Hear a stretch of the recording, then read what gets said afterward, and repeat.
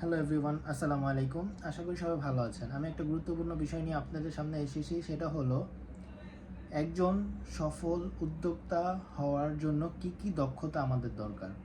প্রথম হলো দৃষ্টি অথবা লক্ষ্য নির্ধারণ করতে হবে আমাদের। দ্বিতীয়ত হলো ঝুঁকি নেওয়ার প্রবণতা থাকতে হবে। যে কোনো কাজে সাহসিকতার সাথে করাটাই হলো ঝুঁকি নেওয়ার প্রবণতা থাকতে হবে। তৃতীয়ত হলো নেতৃত্ব বা ব্যবস্থাপনার দক্ষতা থাকতে হবে আমাদের।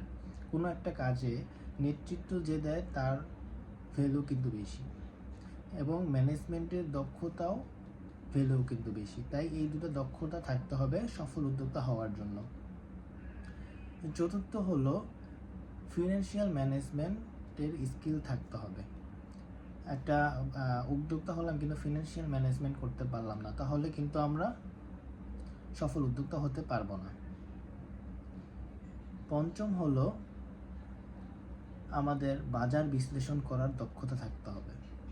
কোনো একটা উদ্যোগ নিলাম কিন্তু বাজার বিশ্লেষণ করলাম না, তাহলে কিন্তু আমরা সেখানে সফলতা লাভ করতে পারবো না। ষষ্ঠ হলো মার্কেটিংয়ের স্কিল থাকতে হবে।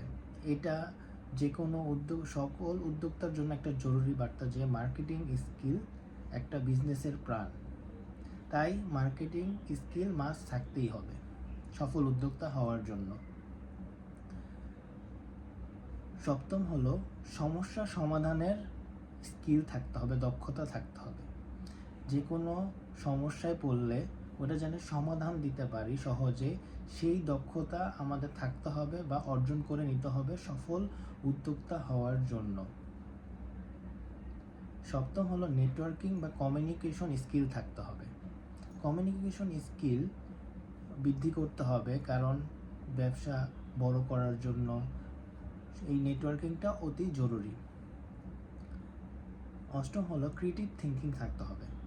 ব্যবসায় নতুনত্ব আনতে হবে। একজন সফল উদ্যোক্তা হওয়ার জন্য ব্যবসায় নতুন নতুন চিন্তা আনতে হবে। আমাদের পরামর্শ নিতে হবে। সবার কাছ থেকে পরামর্শ নিলে একটা নতুন কিছু বের হয়, ওইখান থেকে যাচাই বাছাই করে একটা চিন্তাধারা আগানো যায়। নিজের প্রতি মাস্ট আত্মবিশ্বাস থাকতে হবে আমাদের। এটা সকল উদ্যোক্তার জন্যই জরুরি। সফলতার জন্য আত্মবিশ্বাস এবং ধৈর্যের সাথে এগিয়ে যেতে হবে, কোনো কাজে পিছানো যাবে না। তাই এগুলো আমরা জানা থাকলে বা এগুলো দক্ষতা অর্জন করলে একজন সফল উদ্যোক্তা হওয়া যাবে। আমাদের এই দেশে চাকরির অনেক সংকট রয়েছে, সবাই চাকরির পিছনে ছোটে, কিন্তু সফল উদ্যোক্তা কিন্তু হওয়া সবার জন্যই জরুরি বা সফলতার জন্য জরুরি।